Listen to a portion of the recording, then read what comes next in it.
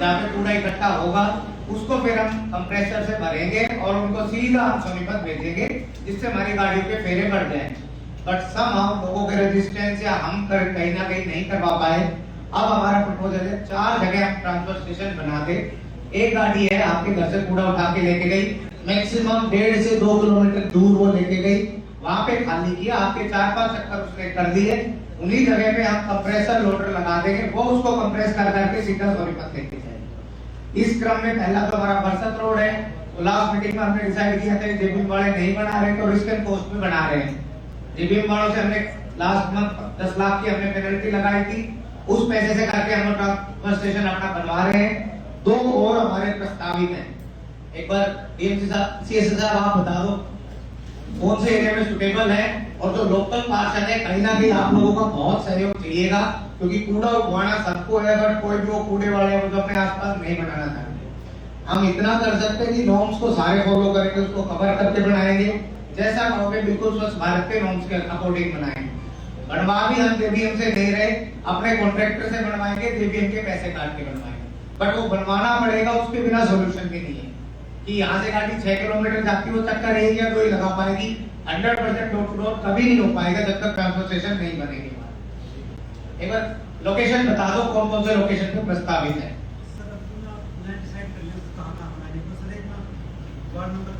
पूरे शहर में 4 करोड़ पे बन जाए सबसे अच्छा है। जगह कोई हमने डिफाइन की है कि हम यहाँ बताएंगे कोई जगह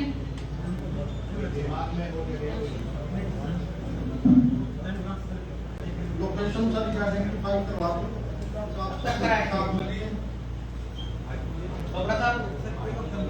एक हफ्ते में हम भी अगर हमारी ऑनलाइन होगी तो हम एक वीक में हम कोई लैंड आइडेंटिफाई कर देते हैं। जैसे बरसत रोड पे तो हमारे एसटीपी की जगह है, बाकी एक शायद हुड्डा में हमें जरूरत पड़ेगी, एक और हम जगह आइडेंटिफाई कर देते हैं, लोकल पार्षद से मिलकर एक ट्रांसफर स्टेशन बनवा लेते।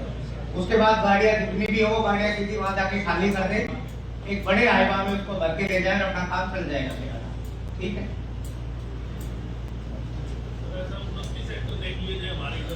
अजय साहब जो आप लोग अगर सजेस्ट करना चाहते हैं आराम से करो, लेकिन बनवाना आप लोगों को ही है। लोकल लोगों का बड़ा रेजिस्टेंस आता है कि हम नहीं बनने देंगे, जब कूड़ा तो हमारा ये तो गिरेगा तो है ही ना कहीं ना कहीं,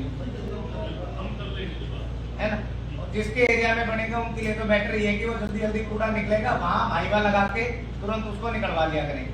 दूसरी बात आती है जेबीएम के काम ना करने की, बहुत समझा दिया, लास्ट मीटिंग में बहुत एश्योरेंस दे लिए, पिछले महीने 10 लाख का फाइन लगाया था, 10 रुपए पर डे का फाइन लगता है। इस महीने में आराम से बिल्कुल टिका के फाइन लगाऊंगा। अगर हाउस एग्री करता है उसी पैसे से मैं इनके टिप्पर खरीद के देता हूँ, अपने टिप्पर इनके पैसे से हम लगाने लग जाएंगे। ठीक है, ये हाउस की रजिस्ट्रेशन अगर हाउस पास करता है तो सर इनके जुर्माने से आप राशि डिडक्ट करो। 110 या 150 व्हीकल इनको लगाने हैं, मैं इनका 1 करोड़ 2 करोड़ 3 करोड़ जितना भी पेनल्टी बनती है, 6 लाख रुपए का एक टिप्पर आता है, वो टिप्पर हम इनके पैसे से खरीद देंगे और ड्राइवर लगा के अपना कूड़ा उठाएंगे, लेकिन काम करवाएंगे। Plain and simple. बताइए जी पार्षद साहब क्या कहते हैं, बताइए बताओ। पहले से अभी कुछ गाड़ी आने लगी, पहले मेरे पास एक भी गाड़ी नहीं थी। इस समय मुझे लगता है रिक्शा भी भेजे हैं उन्होंने, सोमवार से 1 तारीख से उन्होंने दूसरी रिक्शा की है, और ये आश्वासन दिया है कि 1 तारीख से ना आए तो जो मर्जी शिकायत ना। कुछ लगता है कि सुधार हुआ है मेरे वार्ड में, तो है जी, बाकी पार्षद बताएंगे। मुझे लगता है कुछ सुधार हुआ और गाड़ी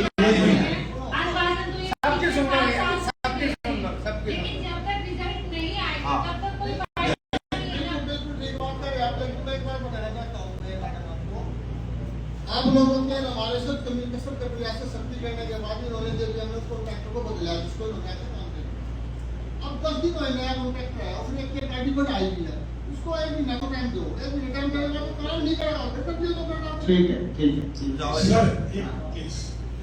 हम अधिकतर पार्षद मेयर मैडम के साथ बैठे थे मीटिंग में, शायद उस दिन भैया जी नहीं थे, बाद में आए। हम सारे पार्षद, मेरे ख्याल 20 के आसपास पार्षद, हमने 20 के आसपास पार्षद में सर एक कंपनी 7-8 साल से काम कर रही है, उसको किस चीज का समय, किस बात का समय? ये डंपिंग स्टेशन 8 साल पहले जो चारों एरियाज में आप कह रहे हैं, ये चारों एरियाज में तो तब से लिखा हुआ है।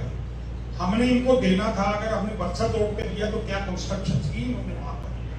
सर मैं इनसे 4 दफा कह चुका हूं कि भी मेरे एरिया में आप मुझे 4 गाड़ी दे दीजिए, एक एक घर से आपको 50 रुपया लेके दूंगा, लेकिन हम अपने लोगों से बात ही नहीं कर सकते।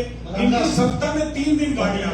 हमारी राय ये बनी थी कि ये ऊपर कैबिनेट से पास होता है, मुझे जो मेयर मैडम ने बताया था, लेकिन हमारी पार्षदों की राय थी कि हम प्रस्ताव पास करके इस जेबीएम को यहाँ से जेबीएम वाले हैं रवाना करें, यहाँ से सभी पार्षदों की हमारी बात। पार्षद मोस्टली एग्री थे और यहाँ भी मैं चाहती हूँ कि जो क्योंकि समस्या सब लोगों का सभी पार्षदों को है, तो सभी अपनी सहमति दें।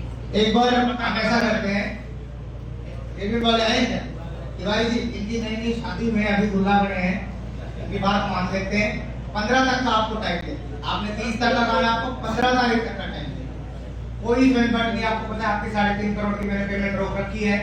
10 रुपए मंथ भी बता दो, ये कभी 15 ही रह जाएगा ये भी। मंथ है, हाँ अच्छा 15 जुलाई तक। सर इन्होंने अरे उसको फोन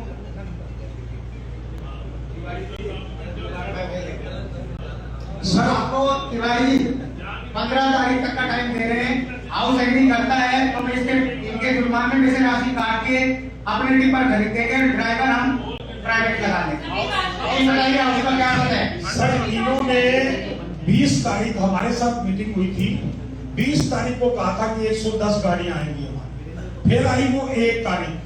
हम सर आपकी बात पे सहमति करते हैं, ये 15 तक भी जो 200 गाड़ियां हैं वैसे की 150 तो ला दें। हम आपकी बात से सहमत है कि 15 के बाद फिर हमको 16 का फाइन लगाओ जी आप, हम आपसे सहमत हैं। देखो हाउस में मैं प्रस्ताव पास कर रहा हूँ, अगर 15 तारीख तक इन्होंने अपनी 150 गाड़ियां कंप्लीट नहीं की, 10 रुपए पर डे पर हाउस होल्ड का जो फाइन लगेगा, 2 करोड़ बने 3 करोड़ बने 6-7 लाख रुपए की गाड़ी आती है, इनके फाइन से हम परचेज करके वो गाड़ियां करेंगे। हाउस एग्री करता है सर इसे प्रोसीडिंग में लिखी है। हाँ जी मैं बिल्कुल करें, बिल्कुल लास्ट में फाइनल आपको वार्निंग है। अभी भी पता था, चिंता की कोई बात नहीं, 3.5 करोड़ रुपए की इलेक्ट्रिसिटी पेमेंट पेंडिंग है, ठीक है। सेकंड प्रपोजल है इनका जुर्माने का था, पिछले महीने में 10-11 लाख रुपए पे लगाया था, पहली बार लगाया। लास्ट मौका इनको हम दे रहे हैं, अगर नहीं करते हैं तो फिर हम उन पे जुर्माना लगा के उड़ाएंगे, ठीक है। लास्ट डेट आपके लिए दिवाली थी, इसके बाद नहीं। अभी एक नेक्स्ट पॉइंट और बता देता हूँ मैं, कोई बात। कई बार इनका पॉइंट ये समझ में आता है कि वही बात आती है कि पहले मुर्गी आया क्या आया। ये कहते हैं कि जो लोग हमें पैसा नहीं देते, हमारा कलेक्शन कम है, हम उस हिसाब से अपना गाड़ियां नहीं बढ़ा सकते। इस बारे में कल भी मेरे हेडक्वार्टर में बात हुई थी, माननीय सदन से मैं अनुरोध करता हूँ प्रस्ताव हम पास कर रहे हैं कि जो कूड़े का चार्जेस है वो हम अपना जो हाउस टैक्स है उसमें इंक्लूड करवा रहे हैं, ठीक है जी। वो हम अपना प्रस्ताव बना के भेज देते हैं, वो पेमेंट कब किया करेंगे, वो इनके बिहाफ पे हम कर रहे हैं। इसलिए अगर ये हमारी गाड़ियां नहीं लगाते तो उसमें से हम इनकी पेमेंट काट किया करेंगे। और इसमें एक दिक्कत आएगी, इस बहाने कलेक्शन के बहाने कर चले जाते हैं, फिर डोर टू डोर सर्विस में फर्क पड़ेगा। जैसा ये कलेक्शन के बहाने नहीं जाते, इनको 15-20 लाख रुपए सिर्फ मिलते हैं हमसे। इनकी मेन कमाई है 2 करोड़ रुपए जो बिजली का खर्चा है, वो हमने जो किया इसकी वजह से इन्होंने गाड़ी बढ़ाई। वो 2 करोड़ रुपए के खर्चे को हम बंद करवा रहे हैं, जब तक हम एनओसी नहीं देंगे वो पैसा इनको नहीं मिलेगा। इसलिए इन्होंने कॉन्ट्रैक्ट चेंज किया, इसलिए नए लोगों को देते हैं। सर अगर वो कलेक्शन है हम हाउस टैक्स में जोड़ देते हैं, हाँ। अगर फिर ये गाड़ियां नहीं करते भैया साहब तो कलेक्शन तो हमारे पास है, पेमेंट तो हम नहीं करते, वो तो हम क्या करेंगे, एक्सकेआरएम से ड्राइवर ले लूंगा मैं, गाड़ियां हम अपनी निगम की 100-200 परचेज कर देंगे। 6 लाख रुपए की एक गाड़ी आती, मैं 150 गाड़ी भी खरीद रहा हूँ तो कितने रुपए की आती है, 9 करोड़ रुपए की गाड़ी आ गई, बहुत बढ़िया मेरे शहर का काम चलेगा। बट इनको मौके देते देते मेरे को लगता है 6 साल हो गए, प्रोग्रेस 0 है इनकी, ठीक है। और अगर वो मामला आते हैं यूरोप जाते हैं, इनको तो फिर फ्री ऑफ कॉस्ट ही करना है, इन्होंने तो घर से कुछ लेना ही नहीं है। हाँ तो इनका फ्री ऑफ कॉस्ट हो जाएगा, ये फिर कुछ भी नहीं लेंगे, ना ये लेंगे ना प्राइवेट रिक्शा वाले घूमने को लेंगे। हमारी गाड़ी घर घर जाएगी, वो 100% हम सुनिश्चित करेंगे। जहाँ पे कमी है हम उस पर पैसे काट के वहाँ पे गाड़ी लगाएंगे। जो लोग अभी जो अवैध जो धंधा बना रखा है रिक्शा वालों में, जो घरों से लेके आते हैं और मंदिर किनारे कहीं भी डाल देते हैं, घरों से पैसा ले लेते हैं, वो बंद हो जाएगा ना हमारा। सारा डोर टू डोर हम कर रहे हैं ना, 100% कवर करेंगे जैसा करनाल में बाकी अच्छी जगह पे हो रहा है। ठीक है सर।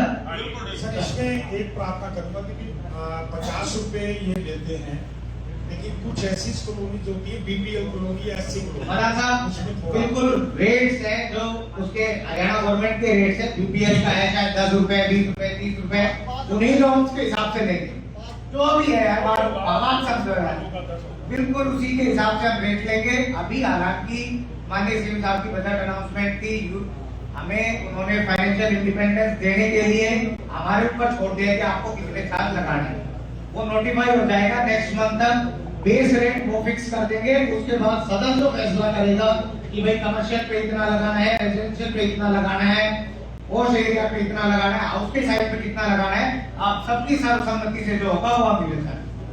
ठीक है जी, ये वाला मैडम इसको आप इसमें डाल दीजिए, 15 तारीख तक का टाइम दिया है, अगर नहीं करते हैं तो कैबिनेट में हम इसका प्रस्ताव भेज देंगे, जो इनका फाइन है उनसे रिकवर करके हम गाड़ी परचेज करेंगे, हम उसको उठाएंगे। ठीक है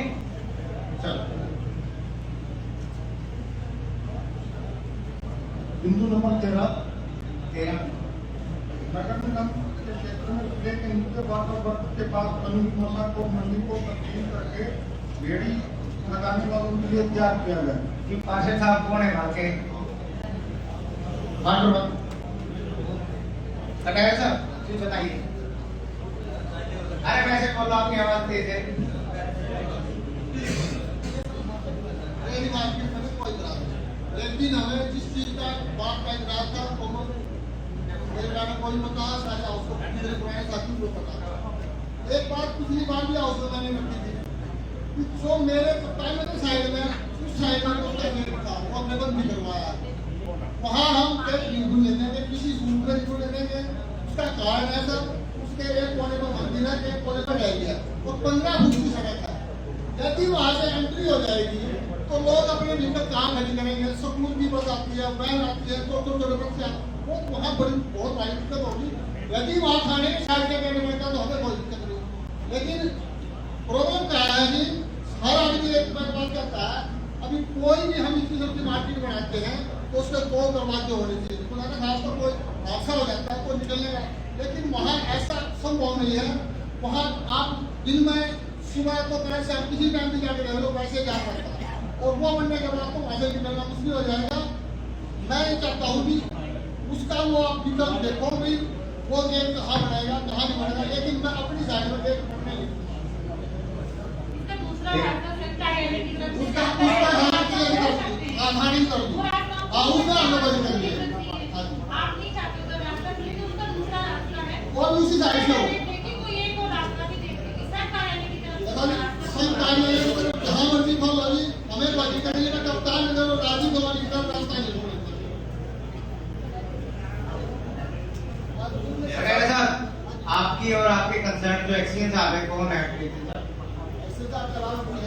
गोपाल जी, आप दोनों मिलके एक बार विजिट कर लो, और एक हफ्ते के बीच में आप जो रिकमेंडेशन देंगे हम उसको नहीं, हमारे साथ में बैठे भी जाएगी, कोई दिखाएंगे ना, कोई बात मैं कहाँ चलूंगी आप? इसमें एक सुझाव देते हैं, बस तुम्हारे जी का वार्ड है नहीं समझे, सारे क्या की बात है, मेरे वार्ड के लोग बोल जा रहे हो आप तो।